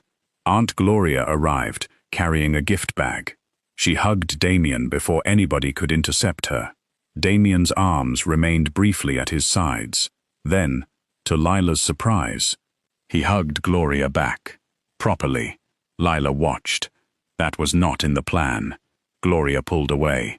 You're too thin. Damien Moretti, 6 foot something, built like security architecture, looked down at himself. Lila turned away, because she could not survive the expression. Gloria continued. Do you eat? Yes? What? Damien actually answered. Lila stared at him. This was the same man whose employees reportedly became nervous when he asked to have a word. Now Aunt Gloria had him discussing vegetables. Luca stood nearby. Expression perfectly neutral. Lila walked beside him. You're enjoying this? No. You are. No. Your left eyebrow moved. Luca looked at her. You're becoming irritating. That's friendship beginning. It isn't. Give it time. Dinner started. Aunt Gloria sat beside Matteo Moretti. Lila met Damien's uncle properly for the first time. Matteo was perhaps 60, silver at his temples, warm smile. Elegant without Damien's severity. He welcomed Lila as though she were already family. Not too much, not suspiciously, just enough. He asked about her work, actually listened, remembered details. Lila liked him, which immediately made her suspicious of herself. She was currently hunting a murderer. Everyone nice had become administratively inconvenient. Sebastian arrived late. He apologized, kissed Gloria's hand. Gloria liked him immediately. Also inconvenient. Throughout dinner, Damien performed beautifully. Again. His hand touched Lila's chair when he passed. He leaned toward her when she spoke. He noticed when she wanted water, before she reached for it. At one point, Gloria launched into a story about Lila, at age 9, attempting to organize a neighborhood wedding between 2 dogs. Lila froze. Damien listened with dangerous interest. No, Gloria continued. A white poodle and a brown spaniel. Aunt Gloria. She made invitations. Damien looked at Lila. Did she? Lila glared. Children are stupid, Gloria continued. She charged attendance. Damien's eyebrows rose. Lila defended herself. The event had expenses. Luca actually choked on water. Matteo laughed. Sebastian laughed. Damien leaned closer. How old were you? 9. And profitable? Barely. For the first time that evening, the whole table felt normal. Funny. Warm. No murder. No suspicion. Just Lila regretting childhood entrepreneurship. And Thurston. That was when Damien did something dangerous. He looked at her. Not because cameras were nearby. Not because Sebastian was watching. Not because the performance required it. He simply looked, softly, a private smile in his eyes. Lila felt it. So did something inconvenient inside her chest. She looked away, immediately. Then, the dinner moved to dessert. Wedding cake samples appeared. Lila stopped, looked at Gloria. Gloria looked innocent. Nobody believed her. "Auntie, we were already tasting cakes for the resort showcase." "No, we weren't." "Well, now we are. 5 cakes. Vanilla, chocolate, lemon, pistachio, something involving lavender that Lila distrusted on principle." Damien was forced to taste all 5. Gloria watched his reactions as though evaluating a witness. Lila sat beside him. "This is what you get." 4, pointing at me. Damien took another bite of lemon cake. "I've faced worse." Gloria pushed lavender toward him. Damien examined it. Lila whispered, "Take that back." He glanced at her. "What?" "The statement." Damien tasted lavender. His expression did not change. That somehow made it funnier. Gloria asked. "Well?" asked. Damien swallowed. Distinctive. Lila lowered her head. "Coward." He leaned closer. "You try it." "No. We're supposed to be together." "Not in suffering." He cut a small piece, held the fork toward her. Lila stared. Around them, conversation continued. Nobody was paying much attention. This wasn't for show. "Damien, try it." She did. Immediately regretted it. Her face changed. Damien saw, and laughed, quietly. Lila slapped his arm under the table. He looked delighted. For perhaps 2 seconds. Then Matteo Moretti dropped his fork. A tiny thing, metal against porcelain. Lila's attention shifted. Matteo was looking at one of the printed wedding timeline mock-ups Gloria had brought. Specifically, the date. 5 weeks away. His expression disappeared. Gone almost instantly. Warm again. But Lila had seen it. Another change. Another schedule ruined. Her eyes moved toward Damien. He had noticed her attention. Not Matteo's reaction. Her. Lila subtly touched the edge of the timeline. Damien followed. Matteo smiled. Asked Gloria about flowers. Perfectly normal. Too normal. Lila didn't know yet. But for the first time, Sebastian wasn't the only Moretti who had reacted strangely to the wedding date. And Lila Bennett, event planner, fake fiancé, accidental dog wedding entrepreneur, had just found a second suspect. A week into the fake courtship, Damien and Lila developed a problem. They were having fun. This was not part of the strategy. The strategy required credibility, public affection, shared appearances, convincing photographs. What it did not require was Lila laughing in Damien's office at midnight while he attempted to understand why one ballroom diagram had 14 different colored arrows. They represent staff movement. There are too many. There are 400 guests. You don't need 14 colors. I do. Why? Because I enjoy watching you suffer. Damien looked up. Lila grinned. He went back to the diagram. Their investigation had migrated from formal meetings into something stranger. Late dinners, coffee, old invoices, vendor calls, archive boxes. Lila bringing snacks because Damien forgot meals. Damien sending a driver because Lola once fell asleep at her desk and woke at 3 a.m. She objected to the driver, then discovered the car had heated seats. Her principles weakened slightly. Their public appearances became increasingly convincing because, privately, they were beginning to like each other. That was inconvenient. One evening, they attended a foundation ball at another Moretti property. Hundreds of guests. Perfect opportunity to watch suspects. Damien and Lila danced, because pretending not to dance would attract attention. Lila had expected formal stiffness. Again, wrong. Damien danced beautifully. Of course. The man apparently had a secret resume. She looked up. You dance? Yes. Why? His eyebrows rose. Why? You don't seem like someone who dances. You've said similar things about breakfast, and smiling, and handkerchiefs. Personal growth. Damien's hand remained at her waist. They moved slowly through the crowded floor. Lila was supposed to watch Matteo. Instead, she kept noticing Damien. Not ideal, she corrected herself. Your uncle left the ballroom. Damien's eyes stayed on her. When? 30 seconds ago. Direction? North Hall. Sebastian? Still at the bar. Damien turned them slightly. From the new angle, Lila could see both. Effortless. Very clever. Guests nearby smiled. To them, Damien was simply drawing his fiancée closer. Lila whispered, "Stop making surveillance look romantic. I moved you 3 feet. You weaponized the 3 feet." Damien's mouth twitched. She kept watching. Matteo returned 4 minutes later. No visible reason for leaving. Lila filed it away. Damien leaned closer. What? Nothing. You made the face. What face? The one you make when something doesn't fit. Lila stared. He had learned her face. That was intimate. Too intimate. She changed subjects. Sebastian speaking to the Foundation treasurer. Damien looked past her shoulder, and the investigation resumed. Over the next several days, Lila began to realize the most useful part of pretending to be Damien's chosen woman was not access. It was confidence. People told her things, constantly, not because she asked suspicious questions, because they wanted to impress her. A donor complained that Matteo personally approved every large foundation invoice.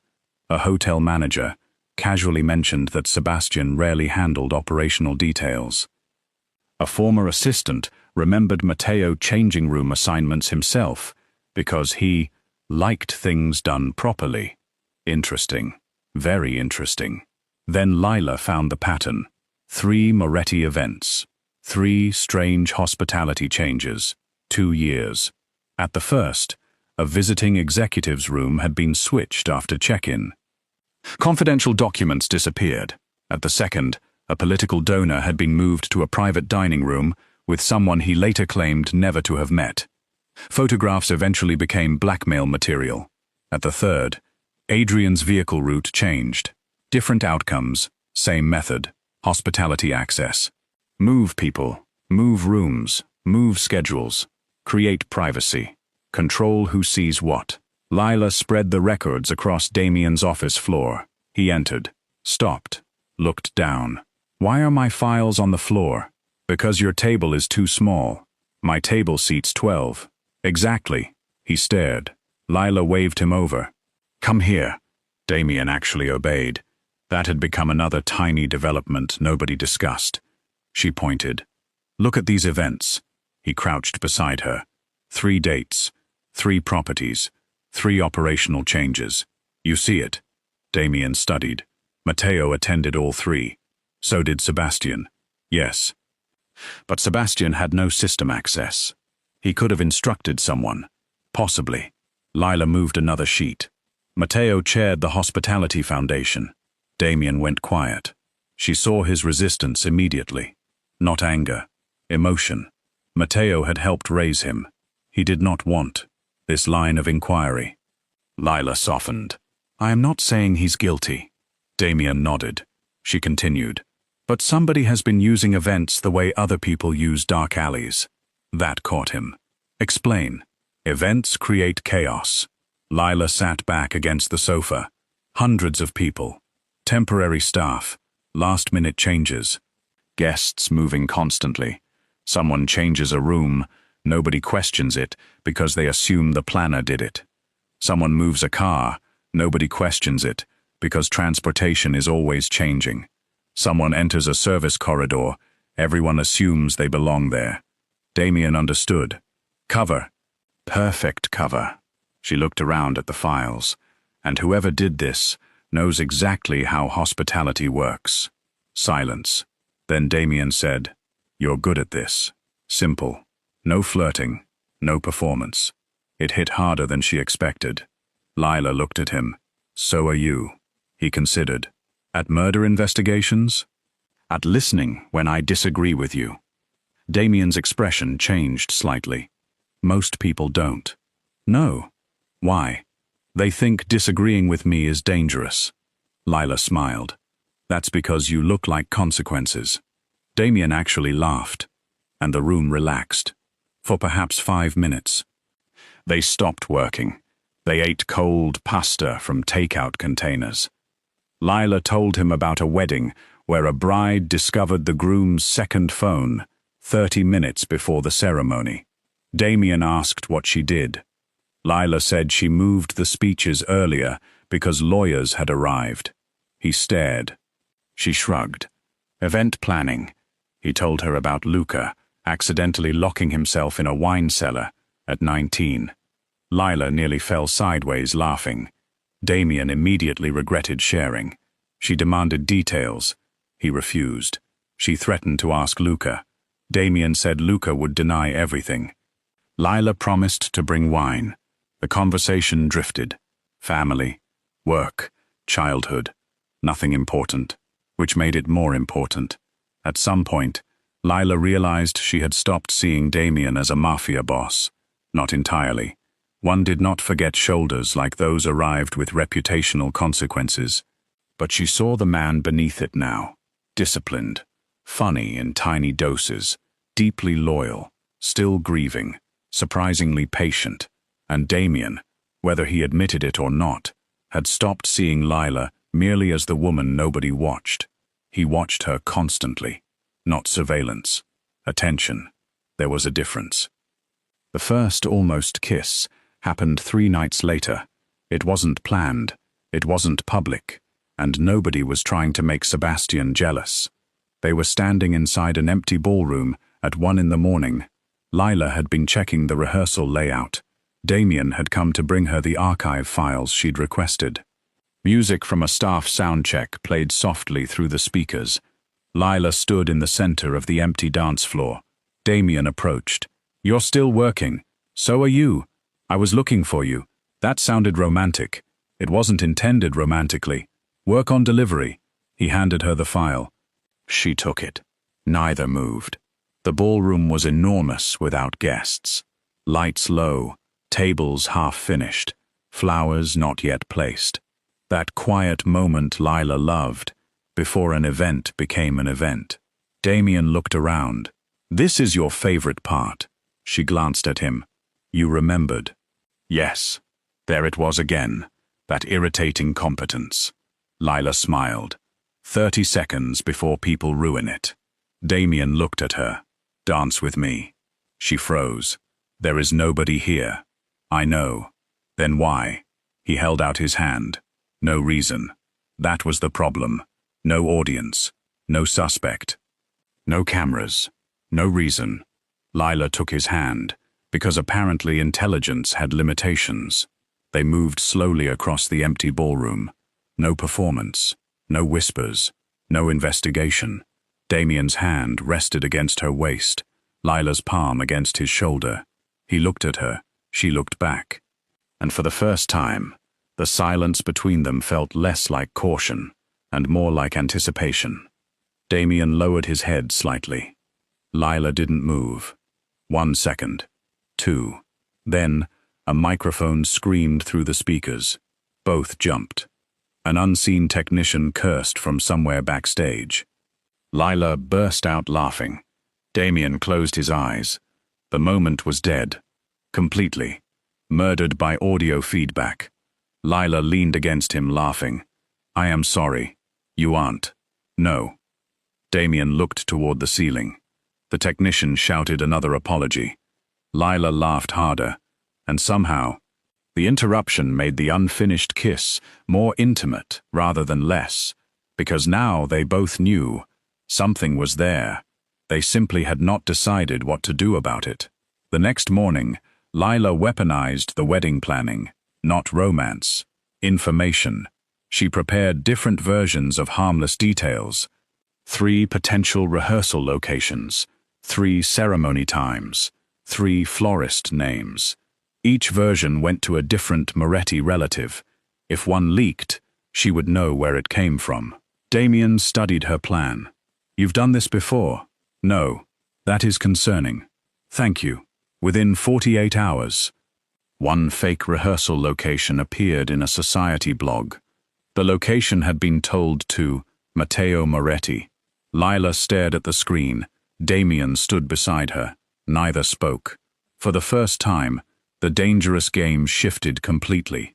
Sebastian might still know something, but Matteo, the warm uncle, the family peacemaker, the man who had laughed at Aunt Gloria's dog wedding story, had just leaked information nobody else possessed. And somewhere beneath Lila's growing feelings for Damien, a far less entertaining realization took shape. They had been looking in the wrong direction. The next problem arrived inside a flower arrangement. Naturally, Lila had spent years insisting flowers caused more trouble than people believed. Nobody respected that wisdom until one of them contained a listening device. The arrangement arrived at Damien's estate 2 days after the leaked rehearsal location. White orchids, silver branches, crystal vase, expensive, elegant, hideous. Lila stopped walking the moment she saw it in the foyer. Damien was speaking to Luca nearby. She held up one hand. Who approved that? Both men looked toward the arrangement. Luca frowned. It was delivered this morning. By whom? Sebastian. Lila approached, circled it. Damien watched. What? The proportions are wrong. Luca stared. Damien looked between them. The proportions. Yes. You think Sebastian is involved because you dislike the flowers? No. She bent. The florist who designed this is too expensive to make that mistake. Luca crossed his arms. What mistake? Lila pointed. The branches are weighted strangely. They're leaning left. Maybe they're branches. She gave Luca a look. I don't question your men based on posture. Don't question me based on orchids. Damien's mouth twitched. Lila carefully removed one stem. Then another. Nothing. Luca looked vindicated. She removed the silver branch. A tiny electronic device dropped against the glass. Silence. Luca looked at it. Then Lila. Lila folded her arms. Apologized to the orchids. He ignored her. Damien picked up the device using a handkerchief. A listening transmitter. Professional. Small. Hidden beautifully. Lila looked at the arrangement. I still hate it. Luca actually smiled. Very small. Lila saw. Was that respect? No. Friendship? Absolutely not. Progress. The device seemed to point toward Sebastian. After all, the arrangement carried his name, except Lila no longer trusted obvious evidence. Neither did Damien. They had learned. The florist was contacted quietly. The order had been placed online, paid through a prepaid card. The sender name was Sebastian Moretti. Too easy. Somebody wanted them looking at him. Again. Lila's suspicion moved firmly toward Matteo, but Damien needed more.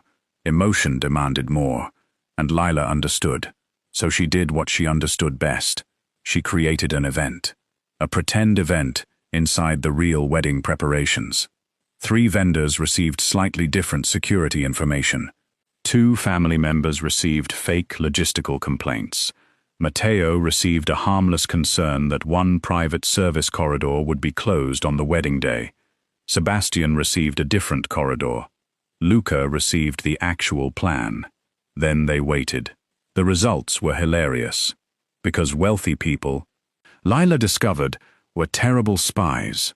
One woman attempted to casually ask whether security cameras covered the conservatory while pretending to discuss orchids. Lila let her continue for 11 minutes. Another businessman tried to photograph a seating chart, but had his phone camera facing the wrong way. He took 6 photographs of his own forehead. Lila discovered them later because he accidentally emailed one to the event office. Luca refused to believe anyone could be that incompetent. Lila printed the photograph and taped it inside his security folder. He removed it. She printed another. Their professional rivalry had become deeply childish. Damien stayed out of it, mostly, until Luca submitted an updated guest flow map titled Security Version. Final. Lila returned it with a sticky note. Final according to whom? Luca responded, the person responsible for keeping everyone alive. Lila wrote, The person responsible for keeping everyone from trampling each other disagrees. Damien found the paperwork, read both, then quietly approved Lila's version. Luca did not speak to him for 3 hours. Lila was delighted. Their fake engagement continued getting more romantic, which was becoming a real administrative issue. Damien attended a bridal tasting with her, not because Aunt Gloria demanded it, because he wanted to. Lila asked why. He said he needed to understand the event. She didn't believe him. Still, he came, and once again, Damien surprised her by not treating ordinary things as beneath him. He listened to the baker, asked intelligent questions, remembered Gloria preferred vanilla, took notes when Lila mentioned one guest had a severe nut allergy. At some point, Lila caught herself staring. Damien noticed. What? Nothing. You're doing it again. Doing what? Looking at me like something doesn't fit. Lila smiled. You remember that too?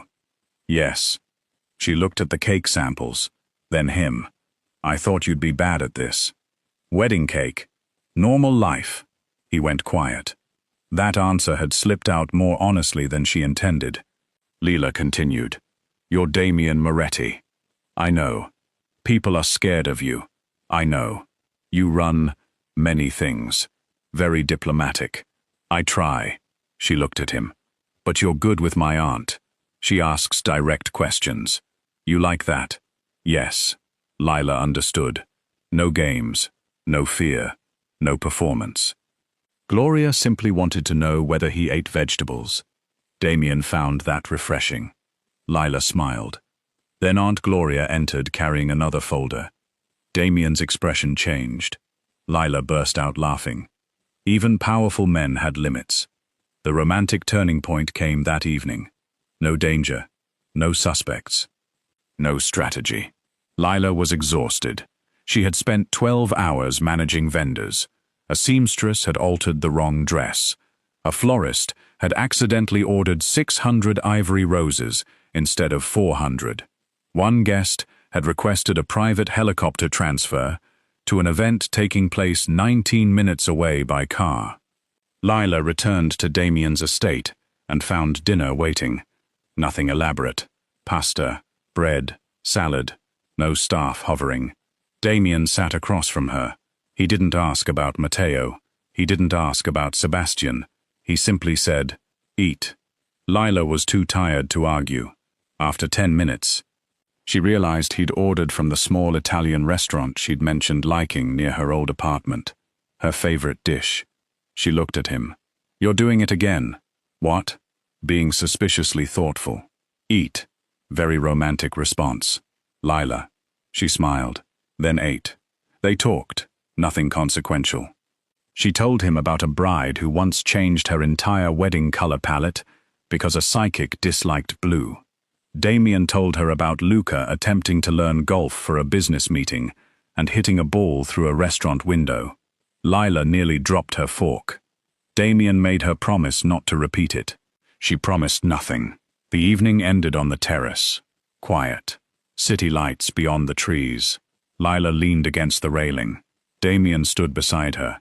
No cameras, no family, no reason to touch her. He did anyway, just his fingers against hers. Small, deliberate. Lila looked down, then up.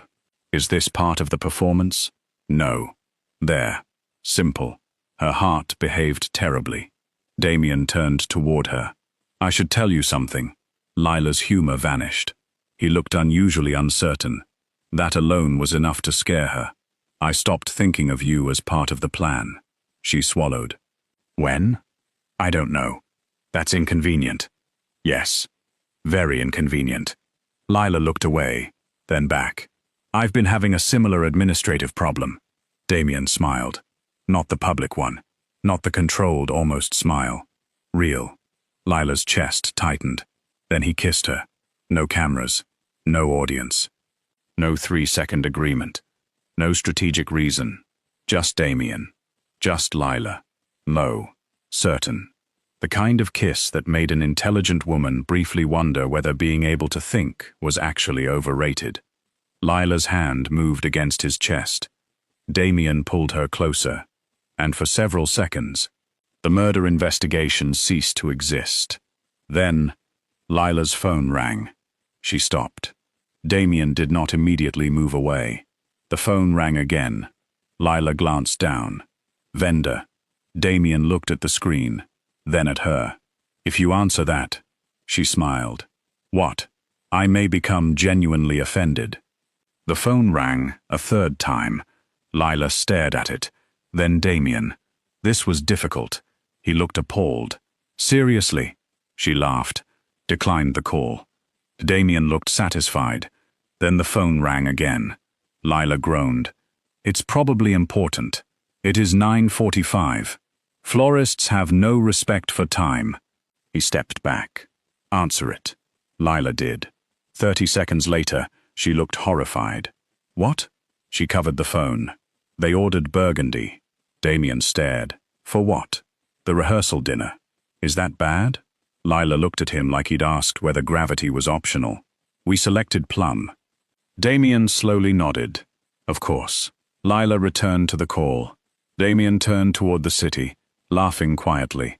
And somehow, this was what falling in love with Lila Bennett looked like. Not dramatic declarations, not danger. A ruined kiss, because someone ordered the wrong shade of flowers. Damien liked it. That frightened him more than he expected. Later that night, Luca delivered the result of their information trap. The service corridor Matteo had been told would close had suddenly received a maintenance request, submitted anonymously. Someone wanted it open. Damien looked at Lila. Lila looked at Damien. Their romantic evening ended with both reaching the same conclusion. Matteo wasn't merely leaking information. He was preparing for something, and the wedding, fake or not, was becoming part of his plan. Damien did not want Matteo to be guilty. That was the first problem. The second was that every new piece of evidence appeared increasingly determined to disappoint him. Matteo had access. Matteo controlled the foundation hospitality budget. Matteo had been present at every compromised event. Matteo knew the resort's service systems. Matteo's office had authorized maintenance around camera failures on Adrian's final night. And now, Matteo had reacted to the wedding date, leaked rehearsal information, and attempted to keep a service corridor accessible. Still, Damien resisted, not irrationally, emotionally. Lila understood that better than Luca did. Luca wanted action. Damien wanted proof. Lila wanted Damien not to destroy one of the few family relationships he had left, based on incomplete evidence. So she slowed everyone down, which was ironic. The event planner, normally obsessed with timing, became the person insisting they wait. Then Sebastian arrived at the estate uninvited. Luca immediately wanted him searched. Lila wanted him seated. Damien wanted answers. They compromised. Sebastian entered the library furious, not charming, not smiling. For the first time, Lila saw the man beneath the social performance. He threw an envelope onto Damien's desk. Inside, copies of bank transfers, foundation accounts, shell companies, signatures, Matteo. Damien looked at Sebastian. Sebastian finally admitted what he'd been hiding. Adrian had confronted him that night. Lila's memory was correct, but Adrian wasn't accusing Sebastian of murder. He was accusing him of helping Matteo hide money. Sebastian had helped move funds. At first, he believed the transfers were legal restructuring. Then he realized they weren't. By then, his signature was everywhere. He panicked. Adrian discovered it, threatened to expose Matteo. Sebastian followed Adrian outside and begged him to wait. Not because he wanted Adrian dead, because he was terrified Adrian would destroy the entire family, including Sebastian. Adrian refused. Sebastian returned to the gala. Adrian left, and by morning, Adrian was dead. Damien sat completely still. Lila watched. Sebastian continued. He had spent 18 months keeping quiet, because admitting the truth meant admitting fraud, cowardice. complicity, possibly prison. Damien looked murderous. Lila's hand quietly touched his wrist. Nothing more. He noticed, stayed seated. That mattered. Sebastian looked at Lila. "You're the reason he stopped looking only at me." Lila said nothing. He laughed without humor. Of course. Then he told them the final piece. Matteo had approached him 2 days earlier, asked whether Damien's wedding was real. Not casually, urgently, Sebastian lied. Said yes. Matteo's response? He told Sebastian, "Then we have less time than I thought." Silence. There it was. Not enough for conviction. More than enough for Damien. The case changed completely. Unfortunately, Matteo changed tactics too. He attacked Lila. Not physically, socially, which proved he understood Damien better than they thought. Anonymous stories appeared online. Old photographs. Lila with previous boyfriends. A picture from a corporate event cropped to make it look as though she was embracing a married executive. Another article suggested she deliberately targeted Damien because she knew his family trust required marriage. A third called her a social climber with convenient access. By lunch, reporters surrounded the resort entrance. By 3, 3 major wedding guests had cancelled. By 4, Aunt Gloria was calling journalists personally. Lila had to confiscate her phone. "You cannot threaten reporters." "I did not threaten them. You said one of them should sleep with one eye open. That is advice." "Auntie, he called you calculating." "I am calculating. I literally make schedules." Gloria remained furious. Lila almost laughed. Almost. But the stories hurt. Not because strangers believed them, because they were designed beautifully. They used the truth, her job, her access, her relationship with Damien, twisted, rearranged, exactly like someone manipulating an event. Matteo. Damien found Lila alone in one of the empty conference rooms that evening. She was reading comments. He took her phone. She looked up. "Give it back." "No! Damien, no!" She stared, then leaned back. "Are you about to do the protective Mafia thing?" "Yes. At least you're honest." He sat beside her. Lila looked toward the dark windows. "I knew people would talk. This is different." "Yes." He waited. She sighed. "I hate that Gloria saw it." Damien understood. Strangers were easy. Family hurt differently. He reached for her hand. Lila let him. No dramatic speech. No promises to destroy newspapers. No absurd threats. He simply stayed. That was better. The next morning, Damien made one public statement. Short, controlled. He did not defend Lila as though she were helpless. He did not deny she was ambitious. He did not say she needed saving. He said he had known exactly who Lila Bennett was before approaching her. That her career existed because she was talented. That his interest in her was his decision, not her manipulation. And that anyone attempting to insult her work in order to explain why he chose her underestimated both of them. The statement spread faster than the scandal. Lila watched from her office. Then called him, "You made me sound intimidating." "You are. I plan weddings. You found a murder conspiracy in a transportation spreadsheet." "Fair." She smiled. Then something more important happened. Damien entered her office 20 minutes later, closed the door, looked at her, and said, "I love you." No audience, no music, no setup. Lila stared. Everything inside her went still. Damien looked almost annoyed by his own timing. "I wasn't going to say it now." "Then why are you?" "Because I don't want you wondering whether what I said publicly was strategy." Lila's eyes softened. He continued, "It wasn't." Her throat tightened. "That is very inconvenient." "I know. You keep making my fake engagement administratively complicated." "I know." Lila stood, walked toward him. "You could have waited until after we caught the murderer. I considered it. And I dislike waiting." She smiled. "That is a terrible trait." "I've been told Lila touched his jacket, then looked up. "I love you too," Damien exhaled, almost imperceptibly, but she felt it. Then Lila added, "Professionally speaking, this is a disaster." He kissed her. That ended the discussion, for approximately 45 seconds. Then Luca knocked. "Of course." Lila pulled away. Damien looked genuinely irritated.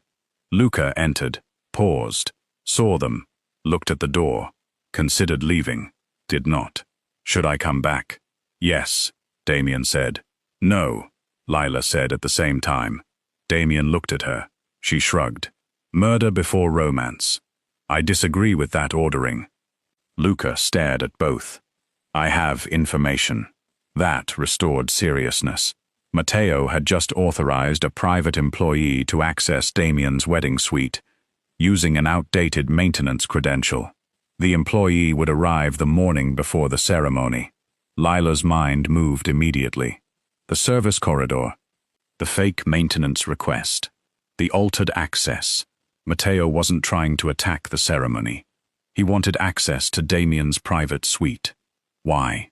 Evidence, sabotage, a planted weapon, financial documents, something designed to create scandal or criminal liability and force the wedding's cancellation. Lila looked at Damien, then Luca. "No." Luca frowned. "No what?" "We don't stop him." Damien understood first. "We let him enter." "Yes." Luca's expression changed. Lila stood. "If Matteo has spent years using event logistics because he believes nobody watches the staff routes," she smiled slowly, "then let's give him the perfect route." Damien looked at her. The woman he had chosen because nobody saw her was now about to design the trap that would expose the man who had hidden inside Moretti events for years. And for once, the wedding planner was very happy to create a disaster. The morning of the wedding, nothing looked dangerous. That was Lila's favorite part. Flowers arrived at 6, lighting checked at 7, catering loaded at 7:30, security briefing at 8, the orchestra rehearsed at 9. Aunt Gloria began crying at 9:05, despite the ceremony not being real. Technically, Lila had stopped trying to define real. She and Damien loved each other. The wedding was part of an operation. They had not decided whether they would actually sign anything. Aunt Gloria had selected earrings. Reality had become flexible. Lila stood in the ballroom with a headset, clipboard, and the calm expression of a woman managing 300 guests while secretly attempting to expose a murderer. Luca approached. Perimeter secure. Good. Service corridor open. Good. Maintenance employee checked in. Lila's eyes sharpened. When? 2 minutes ago. There. The final act had begun. Matteo's employee moved through the hotel exactly as expected. Badge, uniform, tool case. Nobody stopped him, because Lila had told them not to. He reached Damien's assigned preparation suite, entered, and discovered an empty room. No Damien, no valuables, no private papers, only cameras, hidden. Recording. The man opened his case, removed a gun, documents, several small bags containing narcotics, and one burner phone. The plan became obvious. Plant everything. Create an anonymous tip. Police raid. Scandal erupts. Wedding cancelled. Damien's reputation damaged. Trust transfer delayed. Beautiful. Simple. Until the employee turned, and Luca was standing in the doorway. The man froze. Luca looked at the items on the table. Then him. Poor event planning. Later, Lila would frame that sentence. The employee was detained quietly. No scene. Guests never knew. But Matteo had not appeared. That was wrong. Lila checked the schedule. Matteo was supposed to arrive at 10. 10:15. Nothing. 10:30. Still nothing. Damien approached Lila near the conservatory. "You're making the face." "What face?" "The something doesn't fit face." She looked at the entrance. "Matteo isn't here." "He knows. Maybe. Or he's waiting." For what? Lila thought. The employee's silence. The planted evidence. The service route. Then, she realized, the employee was disposable. If caught, Matteo needed distance. But if not caught, Matteo needed to be nearby when the scandal broke. Yet he was absent. Meaning, something else was happening. Lila grabbed her phone, opened the hotel operations dashboard. Guest arrivals, vehicles, service requests. Then she saw it. A private car had entered the rear estate road 20 minutes earlier, registered to Matteo's assistant. No assistant had checked in. Lila looked at Damien. He's here. Damien's expression hardened. Where? She scanned. Loading dock, garden, staff wing, old foundation office. Then a service door sensor opened. The archive wing, Adrian's records. Lila's eyes widened. He's destroying evidence. They moved. Luca joined. Security followed at distance, but Lila insisted on going because she knew the building. For once, Damien did not argue. He trusted her. That mattered more than protection. They reached the archive wing. Smoke. Not flames yet. Paper burning inside a metal bin. Matteo stood beside the old records cabinet. He turned, saw Damien, then Lila, and for the first time, the warm uncle disappeared. No smile, no patience, only exhaustion. This was unnecessary, Matteo said. Damien stopped. Lila remained slightly behind him. No fear, just alert. Matteo looked at her. You. Lila almost smiled. Apparently she had achieved villain recognition.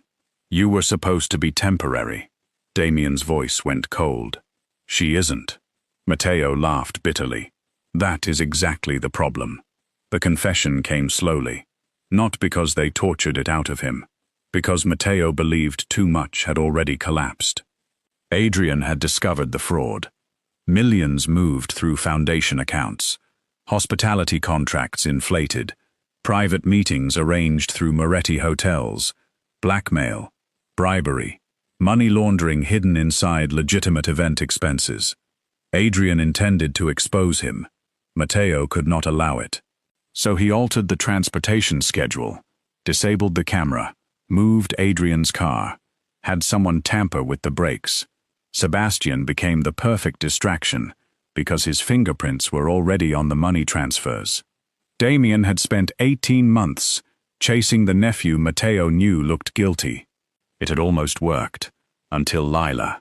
Matteo looked at her. The event planner. Lila tilted her head. You say that like it's disappointing. I survived investigators, police, lawyers, Damien. And then you lost to room assignments. Matteo's jaw tightened. A tiny line of humor in the danger. Exactly enough. He looked at Damien. You chose her because she was invisible. Damien's eyes moved briefly to Lila. No, Matteo frowned. I chose her because I noticed her. Lila's heart did something deeply unprofessional. Even now. Really? She would address that later. Matteo moved suddenly toward the side door. Security entered. No prolonged fight. No dramatic gunfire. He was stopped within seconds. The archive fire was extinguished. The planted evidence recovered. The employee gave investigators everything within 24 hours. Bank records completed the rest. Adrian Moretti finally got the truth. Sebastian faced consequences for fraud, but not murder. Matteo was arrested, and the dangerous game ended. At 11:47 that morning, Lila stood inside a bridal dressing room, wearing half a wedding dress, and realized they still had a ceremony scheduled in 73 minutes. Aunt Gloria entered, stopped, looked at Lila. Why are there police outside? Lila considered. Administrative issue. Gloria stared. You are lying. Professionally. Gloria narrowed her eyes, then walked closer. Is the wedding happening? There, the question. Lila sat, for the first time all morning. No joke arrived. She loved Damien. She knew he loved her, but they had met inside a lie, courted under surveillance, fallen in love while hunting a killer. They had never simply dated, gone to dinner without watching exits, argued about movies, Spent Sundays doing nothing. Lila wanted that. Not because she doubted him, because she wanted more than the game. Damien entered 10 minutes later. Aunt Gloria left reluctantly. He saw Lila's face. Understood. No anger, no fear, just patience. Lila looked at the dress. I don't think we should get married today. Damien was silent. She rushed to explain. Not because I don't love you. I know. Do you? Yes. That calmed her. She continued. We've never been normal. Damien's expression suggested the concept concerned him. Lila almost smiled. We met because you were setting a trap. Yes. Our first dates involved murder suspects. Yes. Engagement dinner was evidence collection. Yes. Our wedding almost became a felony. That part wasn't planned. Thank you for clarifying. There was the humor again. Soft. Lila stood. I want to date you. Damien stared. You're canceling our wedding because you want to date me. Yes.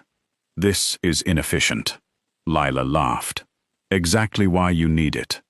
He considered her for several seconds, then nodded. All right. That easy? Lila blinked. All right?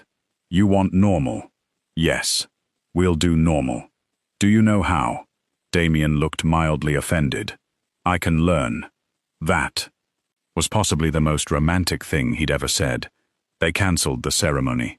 Publicly, they said family circumstances required postponement.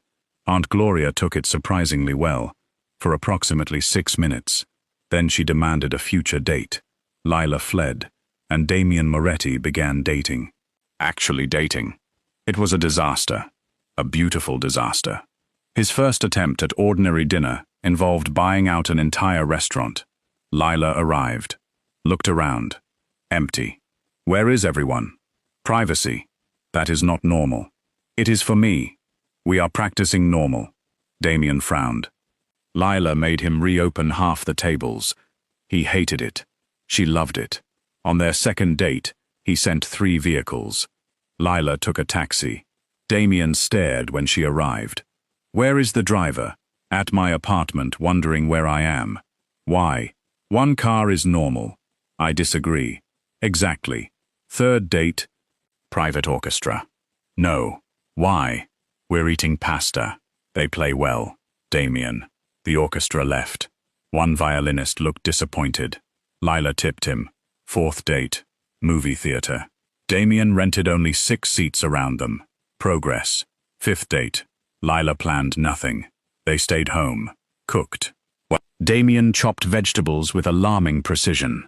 Lila accused him of frightening the onions. He said onions had no feelings. She said neither did he until recently. He threw a towel at her.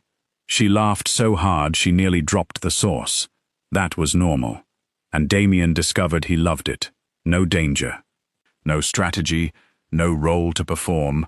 Just Lila stealing food from the pan. Just her leaving shoes in inconvenient places. Just conversations that went nowhere. Just laughter. Peace. Months passed. The murder trial began. Mateo's case strengthened. Adrian's name was cleared of the financial irregularities. Life moved, and one ordinary afternoon, Lila returned to the Moretti Grand Resort to coordinate an anniversary gala. Same garden, same chandeliers, same dessert table, same place where Damien had pointed at her. She was inspecting flowers when someone said behind her, "Those are too beige." Lila froze. Turned. Damien stood there. She stared. He was smiling. Actually smiling. No performance. You've been spending too much time with Claudia Whitmore. No. Lila looked around. No bodyguards. Nearby. Better. She returned to the flowers. Why are you here? To see you. You saw me this morning. Yes? Suspicious. Lila narrowed her eyes. Who are we trapping?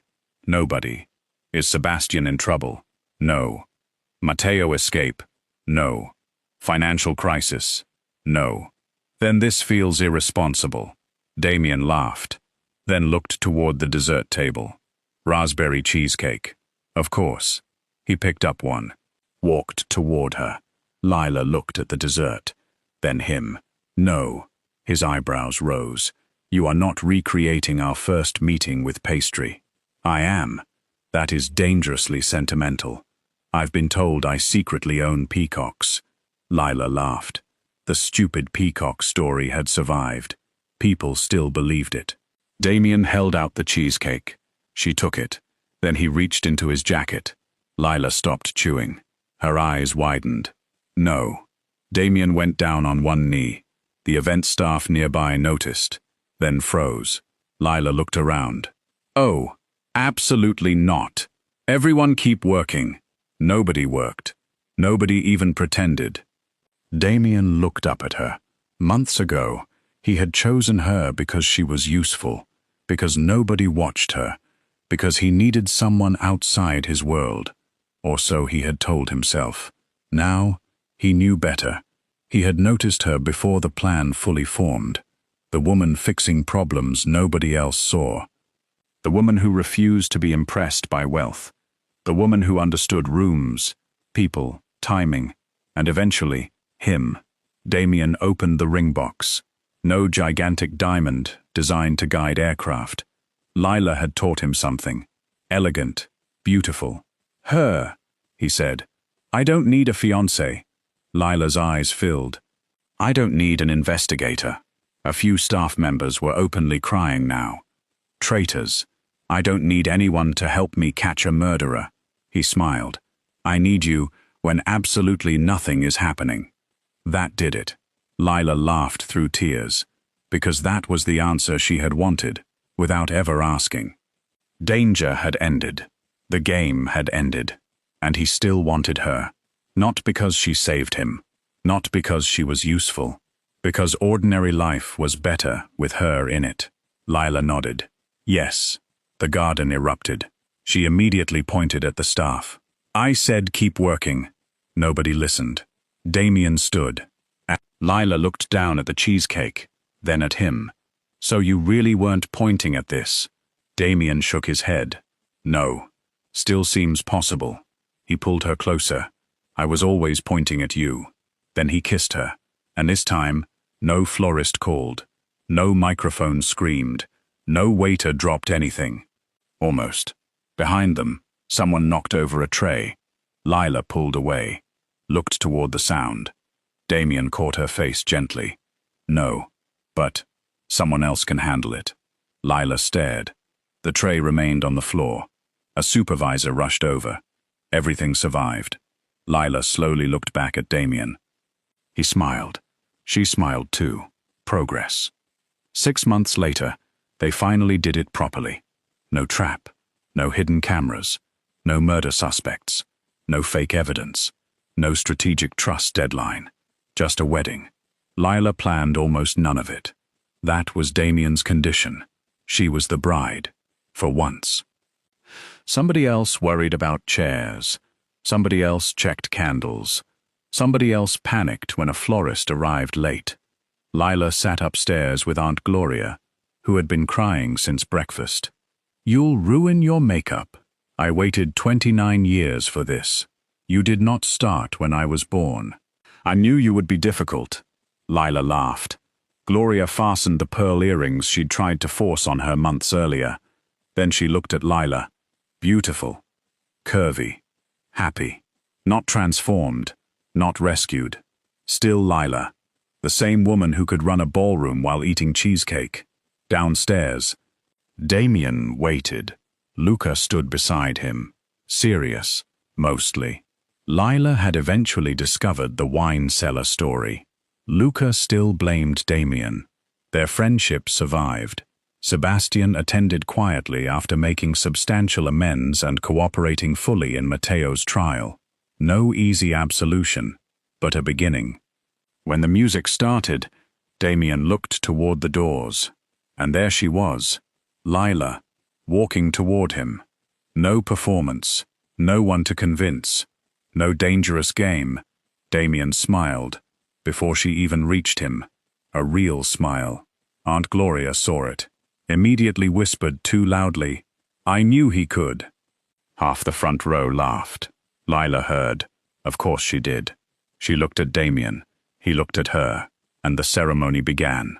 Later, at the reception, Lila escaped for exactly 40 seconds. Damien found her beside the dessert table. Naturally, raspberry cheesecake. She had one in her hand. He leaned against the table. "You're hiding. I am resting. From our wedding. From Aunt Gloria. She has introduced me to 47 relatives. 49. Lila stared. "You counted?" "Yes." Of course he had. She took a bite. A tiny smear of cream caught near her cheek. Damien saw. He reached over, wiped it away. Lila smiled. "Déjà vu." "Yes." She looked at him, then toward the garden where he had first pointed. "Do you ever think about how ridiculous this was?" "Frequently." "You picked an event planner to help expose a murderer." "Yes." "She invented peacocks." "Yes." "Cancelled your first wedding." "Yes." "Made you date normally." Damien's expression became grave. "The greatest hardship." Lila laughed, then softened. "And you still married her." Damien took the cheesecake from her hand, placed it down, pulled her closer. "No." Her eyebrows rose. "No? I married you because of all of it." That silenced her. For approximately 2 seconds. Then, "You know that was disgustingly romantic. I've improved." Apparently, he kissed her. And somewhere behind them, Aunt Gloria began calling Lila's name. Lila didn't move. Damien didn't either. For once, the event could survive without its planner. Because Lila Bennett had spent years standing at the edge of other people's celebrations, making everything beautiful, fixing every disaster, and disappearing again before anyone thought to ask who had made it possible. Then one night, Damien Moretti looked across a crowded garden, past the heiresses, past the socialites, past everyone trying desperately to be noticed, and pointed at the one woman who wasn't trying at all. He thought he was choosing the perfect partner for a dangerous game. He was wrong. He was choosing the woman who would expose his family's deepest secret, make ordinary life more entertaining than danger, teach him that love could exist without control, and become the person he wanted beside him, long after there was nothing left to investigate. Aunt Gloria had sent Lila to find a husband. Technically, Lila failed. She never found one. The Mafia boss found her. And this time, when Damien pointed across the garden, there was no strategy, no conspiracy, and absolutely no confusion about the cheesecake.